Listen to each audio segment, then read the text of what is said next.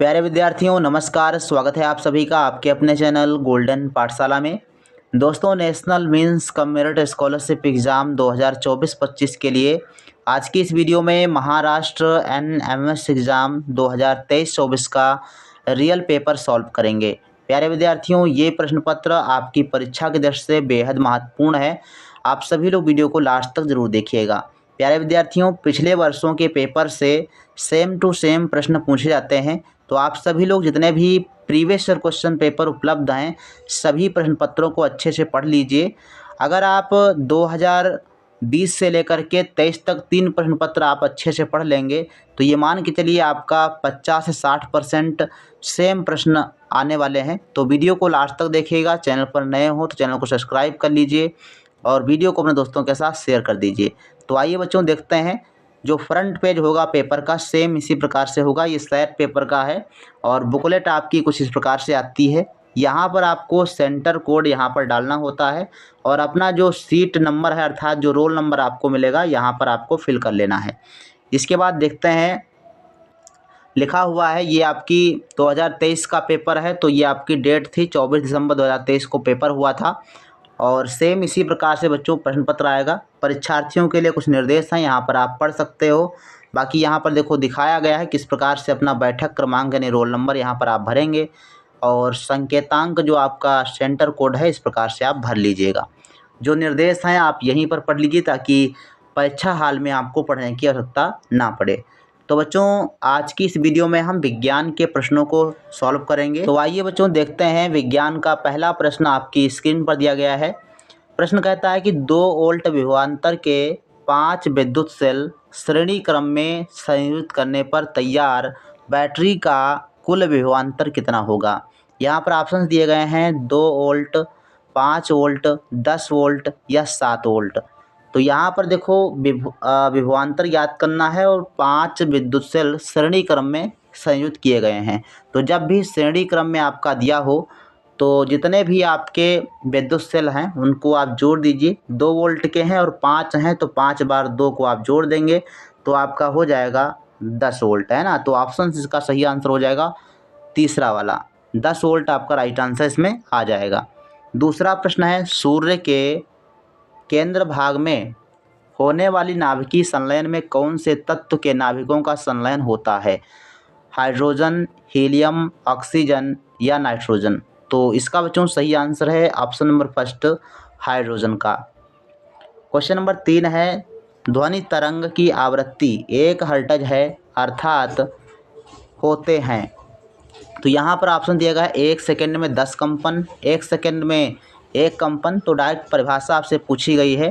ध्वनि तरंग की आवृत्ति 1 हर्ट्ज होती है अर्थात 1 सेकेंड में किए गए कंपनों की संख्या। तो ऑप्शन नंबर 2 आपका राइट आंसर हो जाएगा। चौथा प्रश्न है, निम्नलिखित में से कौन सा विधान घनत्व राशि में सुसंगत नहीं है, अर्थात जो कथन आपका गलत दिया गया है उसको पहचानना है। मीठे पानी का घनत्व समुद्र के पानी से कम होता है। पानी में क्षार की मात्रा अधिक होने पर उसका घनत्व ज़्यादा होता है। पानी से अधिक घनत्व वाले पदार्थ पानी में डूब जाएंगे। तो ये तो 3 ऑप्शन कथन सही थे। चौथा ऑप्शन दिया गया है कि वस्तु के आयतन का कोई परिणाम वस्तु के घनत्व पर नहीं होता। तो ये जो आपका स्टेटमेंट दिया गया है ये गलत है, इसलिए ऑप्शन नंबर 4 आपका राइट आंसर हो जाएगा। इसके बाद बच्चों अंग्रेजी में दिया गया है तो आप यहाँ से पढ़ सकते हो। जो भी अंग्रेजी में छात्र समझ पा रहे हैं तो वो पढ़ सकते हैं। 5 नंबर क्वेश्चन है, निपर्मग चुंबकीय मिश्र धातु कौन से तत्वों से बनी होती है या बनती है। ऑप्शंस आपके पास दिए गए हैं। इसका बच्चों राइट आंसर हो जाएगा ऑप्शन नंबर 2, लोहा, निकिल, एल्युमिनियम और टाइटेनियम से मिलकर बनी होती है मिश्र धातु। इसको ध्यान रखेंगे। 6 नंबर प्रश्न है, वायुमंडल की नाइट्रोजन, ऑक्सीजन जैसे गैसों के अणुओं के कारण सूर्य प्रकाश का प्रकीर्णन होने पर किस रंग का प्रकाश प्रकीर्णन सबसे अधिक होता है। सफ़ेद, पीला, काला या नीला। तो इन 4 रंगों में से नीले का सर्वाधिक होगा। ऑप्शन नंबर 4 आपका राइट आंसर हो जाएगा। 7 नंबर प्रश्न है, पुरुषों के स्वरतंत्र लगभग कितने mm के होते हैं। 25 mm, 15 mm, 20 mm या 10 mm। तो 20 mm लगभग होता है। ऑप्शन नंबर 3 राइट आंसर हो जाएगा। क्वेश्चन नंबर 8 है कैलेडोस्कोप और परिदर्शी ये दोनों उपकरण परावर्तित प्रकाश के किस गुणधर्म पर आधारित होते हैं? अपवर्तन, अपस्करण, परावर्तन या विकिरण। तो इसका बच्चों सही आंसर हो जाएगा ऑप्शन नंबर 3 परावर्तन के सिद्धांत पर आधारित होते हैं। इसके बाद अंग्रेजी वर्जन आप यहाँ से पढ़ सकते हो। क्वेश्चन नंबर 9 है द्रव के बारे में निम्नलिखित में से कौन से विधान योग्य हैं? तो ऑप्शंस आपके पास दिए गए हैं, सही आंसर आप लोग सोच लीजिएगा। राइट आंसर बच्चों है ऑप्शन नंबर फर्स्ट, पात्र में स्थित द्रव पात्र के सर्व पृष्ठभाग पर अंदर से दाब प्रयुक्त करता है। तो पहला ऑप्शन ही इसका सही है। 10 नंबर प्रश्न है विद्युत वाहक तार में विद्युत धारा प्रवाहित करने पर उस तार के आसपास चुंबकीय क्षेत्र निर्माण होता है, यह निरीक्षण किसने सर्वप्रथम स्पष्ट किया था? तो ये बच्चों प्रश्न सभी राज्यों में लगभग पूछा जा चुका है, तो काफ़ी इम्पोर्टेंट प्रश्न है और सही आंसर हो जाएगा ऑरेस्टेड ने।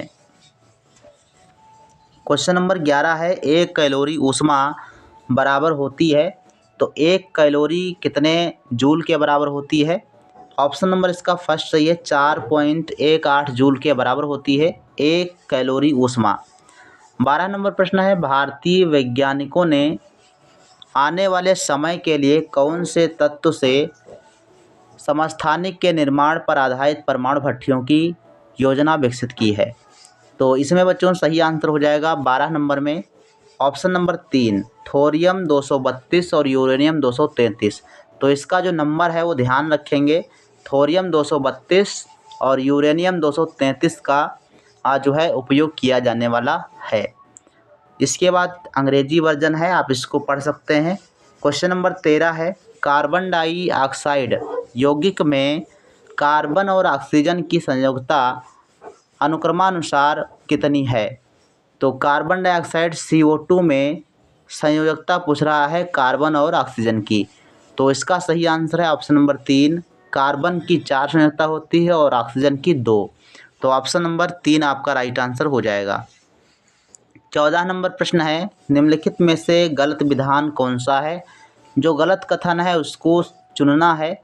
अधिकतर धातुओं की तनु अम्ल के साथ अभिक्रिया होने पर धातुओं के लवण निर्मित होते हैं और H2 गैस उत्सर्जित होती है, तो ये सही कथन है। कुछ धातुओं की पानी के साथ अभिक्रिया होकर H2 गैस निर्मित होती है, ये भी सही है। अधातुओं की तन अम्ल के साथ अभिक्रिया होती है, ये कथन आपका गलत दिया गया है। चौथा ऑप्शन है कि अधातु ऑक्साइड क्षारकों के साथ संयोग करके घुलनशील लवण और पानी निर्मित करते हैं, तो ये भी कथन सही है। तो यहाँ पर जो तीसरा कथन दिया गया है ये गलत है, इसलिए तीसरा ऑप्शन आपका राइट आंसर हो जाएगा। 15 नंबर क्वेश्चन है हवा की गुणवत्ता का निर्देशांक निश्चित करने के लिए कौन से घटक का मापन हर दिन नहीं किया जाता है? Sulphur dioxide, oxygen, carbon monoxide या ओजोन। तो सही आंसर बच्चों है ऑप्शन नंबर 2 ऑक्सीजन का हर दिन जो है मापन नहीं किया जाता।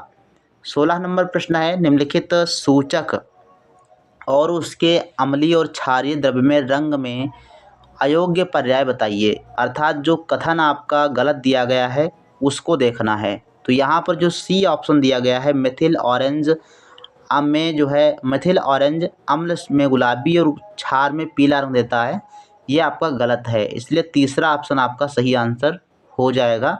बाकी जो ऑप्शन इसमें दिए गए हैं वो आपके लिए काफ़ी महत्वपूर्ण है, यहाँ से अलग से प्रश्न आपका पूछा जा सकता है, तो आप इसको ध्यान रखेंगे। मिथिल रेड जो होता है ये अम्ल में पीला रंग और क्षार में लाल रंग देता है। फिनाफ्थलीन जो होता है ये अम्ल में रंगहीन होता है और क्षार में गुलाबी रंग देता है। लाल लिटमस कागज़ अम्ल में लाल रंग और क्षार में नीला रंग देता है, इसको आप ध्यान रखेंगे, प्रश्न आपका पूछा जा सकता है। अगला प्रश्न बच्चों 17 नंबर है नीचे दिए गए शाब्दिक रासायनिक समीकरण में अनुक्रमानुसार ABC कौन सा पदार्थ बनेगा, है ना? तो यहाँ पर देखो कैल्शियम कार्बोनेट और हाइड्रोक्लोरिक अम्ल की अभिक्रिया जब होगी तो 3 उत्पाद बनेंगे। तो कैल्शियम कार्बोनेट यानी CaCO3 ये हो जाएगा और प्लस HCl हाइड्रोक्लोरिक अम्ल का मतलब क्या है HCl, ये जब क्रिया करेंगे तो क्या बनेगा? तो कैल्शियम और क्लोरीन ये आपस में संयोजन होगा तो कैल्शियम क्लोराइड बनाएगा। ठीक, तो कैल्शियम क्लोराइड बनेगा, कार्बन डाइऑक्साइड बनेगा और जल बनेगा। तो इसका ऑप्शन नंबर 2 बच्चों सही आंसर हो जाएगा। ध्यान रखेंगे, इसको आप नोट कर लीजिएगा। 18 नंबर प्रश्न है, निम्नलिखित में से कौन सा प्रकार प्लास्टिक का उपयोग कुकर के हत्थे का आवरण तैयार करने में होता है? तो प्लास्टिक के हत्थे बनाने के लिए कुकर और जो भी आपके ब्लैक कलर की आप जो है किचन में देखते हो आपकी चीज़ें होती हैं जो हत्थे वगैरह बने होते हैं, इसके अलावा स्विच वगैरह बनाए जाते हैं, ये आपके बेगेलाइट के होते हैं। ऑप्शन नंबर 3 आपका राइट आंसर हो जाएगा। 19 नंबर प्रश्न है, निम्नलिखित में से कौन से यौगिक में आयनिक बंध नहीं होता है? ऑप्शन दिए गए हैं magnesium chloride, potassium chloride, hydrogen chloride या सोडियम क्लोराइड। तो सही आंसर बच्चों हो जाएगा ऑप्शन नंबर 4, सोडियम क्लोराइड में आयनिक बंध नहीं होता। 20 नंबर प्रश्न है, निम्नलिखित में से तत्व और संकेत की जोड़ी में से कौन सी जोड़ी गलत है? तो कौन सी जोड़ी गलत है? देखो, जीनोन जो लिखा है, जीनोन को जेड से प्रदर्शित किया जाता है, ये गलत है क्योंकि जीनोन को एक्स ई से लिखा जाता है ना कि जेड ई से। और फ्लोरीन को एफ से, पोटेशियम को के से, लोहा को एफ ई से और एजी सिल्वर होता है, एयू आपका सोना होता है। तो ये जो महत्वपूर्ण तत्व उनके प्रतीक होते हैं उनको आप याद कर लीजिएगा। एक प्रश्न आपको देखने को यहाँ से मिल सकता है। 21 नंबर प्रश्न है, 1756 ईस्वी में ब्रिटिश अभियंता जॉन स्मिथन ने बनाने की विधि का आविष्कार किया था। तो किसको बनाने का आविष्कार किया था? तो 21 का बच्चों सही आंसर हो जाएगा ऑप्शन नंबर 4, जलीय सीमेंट का। 22 नंबर प्रश्न है, निम्नदर्शित क्रियाओं में रासायनिक परिवर्तन क्रिया कौन सी है? विलेयता, क्वथन, घुलना या संक्षारण। तो संक्षारण जो है ये रासायनिक परिवर्तन का उदाहरण है क्योंकि संक्षारण जैसे मान लो जंग का लगना, ये संक्षारण होता है और जंग का लगना रासायनिक परिवर्तन है। तो जंग से कोई चीज़ होती है वो संक्षारित हो जाती है, तो ये आपका रासायनिक परिवर्तन हो जाएगा। निम्नदर्शित में से कीटभक्षी वनस्पति पहचानिए। तो कीटभक्षी पौधा कौन सा है? तो यहाँ पर ड्रोसेरा हो जाएगा। ऑप्शन नंबर 1 सही आंसर है, ड्रोसेरा हो जाएगा, वीनस फ्लाई हो जाएगा। इसके अलावा जो है कीटभक्षी कई प्रकार के पौधे होते हैं और ये पौधे उन स्थानों पर पाए जाते हैं जहाँ पर नाइट्रोजन की कमी होती है, दलदली स्थानों पर पाए जाते हैं और उस नाइट्रोजन को पूरा करने के लिए ये कीटों का भक्षण करते हैं। इसके अलावा पत्थर फूल काफ़ी इम्पोर्टेंट है, इसको भी देख लीजिए। अमरबेल ये आपका होता है परजीवी पौधा, है ना। क्वेश्चन नंबर 24 है, गुड़हल वनस्पति का वैज्ञानिक नाम क्या है? तो गुड़हल वनस्पति का वैज्ञानिक नाम होता है हिबिस्कस रोज़ा। इसका दूसरा ऑप्शन सही आंसर हो जाएगा। 25 नंबर प्रश्न है, किस रोग का निदान करने के लिए एलिजा रक्त की जांच की जाती है? तो एलिजा परीक्षण जो है ये एड्स में किया जाता है। ऑप्शन नंबर 1 आपका राइट आंसर हो जाएगा। ये प्रश्न बच्चों कई परीक्षाओं में पूछा जा चुका है। एलिजा परीक्षण यूपी की परीक्षा में कई बार प्रश्न पूछा गया है। 26 नंबर प्रश्न भी काफ़ी इम्पोर्टेंट है, सभी जगह लगभग पूछा गया प्रश्न है। एंट अमीबा हिस्टोलिटिका किस रोग के कारक हैं? क्षय रोग, हैजा, पीलिया या अतिसार। अतिसार को पेचिस भी कहा जाता है और पेचिस रोग का जो रोगवाहक होता है वो एंट अमीबा हिस्टोलिटिका होता है। 27 नंबर प्रश्न है, सजीवों का 5 विभागों में वर्गीकरण किसने किया था? Karl Linnaeus, Hückel, Robert Hardy's या कोपलैंड। तो इसका बच्चों सही आंसर है ऑप्शन नंबर 3, रॉबर्ट हार्डिंग ने। क्वेश्चन नंबर 28 है, कवकों की कोशिका भित्ति किस पदार्थ से बनी होती है? सेलुलोज, पेक्टिन, टाइलिन या काइटिन। तो कोशिका भित्ति कवकों की जो बनी होती है वो काइटिन की बनी होती है। चौथा ऑप्शन आपका राइट आंसर हो जाएगा। 29 नंबर प्रश्न है, पेट्रोल, तेल इत्यादि ज्वलनशील द्रव पदार्थों से लगने वाली आग के किस प्रकार में आती है? तो सही आंसर आप लोग चुन लीजिएगा। राइट आंसर है ऑप्शन नंबर 1, बावर्गीय होते हैं, अर्थात बा वर्ग में जो है आती है। 30 नंबर क्वेश्चन आपकी स्क्रीन पर दिया गया है, चित्र आधारित प्रश्न है, इसका सही आंसर क्या हो जाएगा? आकृति में अवकाशिका पहचानिए। तो यहाँ पर ए दिया गया है, बी, सी और डी। तो अवकाशिका कौन सी है? ऑप्शन नंबर इसका फर्स्ट सही आंसर हो जाएगा, अवकाशिका है ऑप्शन नंबर फर्स्ट में। यानी ये जो आपकी दी गई हैं ये अवकाशिकाएँ दी गई हैं। क्वेश्चन नंबर 31 है, ज़ैंथोफिल रंगद्रव्य के कारण वनस्पति अव्यय किस रंग के बनते हैं? लाल, हरा, पीला या फिर मंजीला। तो सही आंसर है ऑप्शन नंबर 3, पीला रंग का बनता है। 32 नंबर प्रश्न है, मानवीय हृदय प्रत्येक स्पंदन में कितने मिलीलीटर रक्त आगे धकेलता है? 75, 65, 55 या फिर 85। तो इसका पहला ऑप्शन इसका सही है, 75 मिलीलीटर। 33 नंबर प्रश्न है, रक्त के सार्वभौम ग्राहक किस रक्त समूह को कहा जाता है? तो सार्वभौम ग्राहक मतलब होता है सर्वग्राही। तो सर्वग्राही कहते हैं AB को, और सर्वदाता आपका O होता है, इसको भी ध्यान रखेंगे।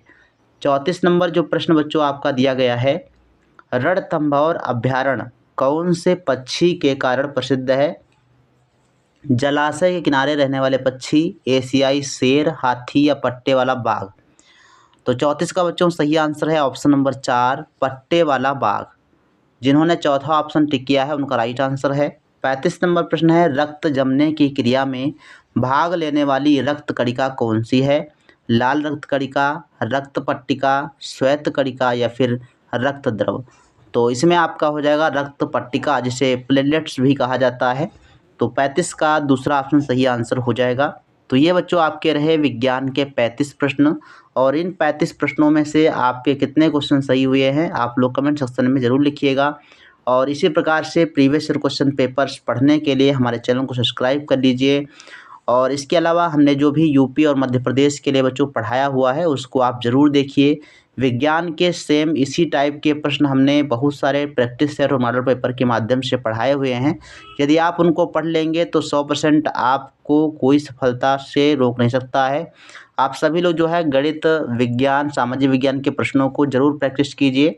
प्लेलिस्ट सबकी अलग बनी हुई हैं। मिलते हैं फिर नेक्स्ट वीडियो में, तब तक के लिए धन्यवाद। जय हिंद, वंदे मातरम।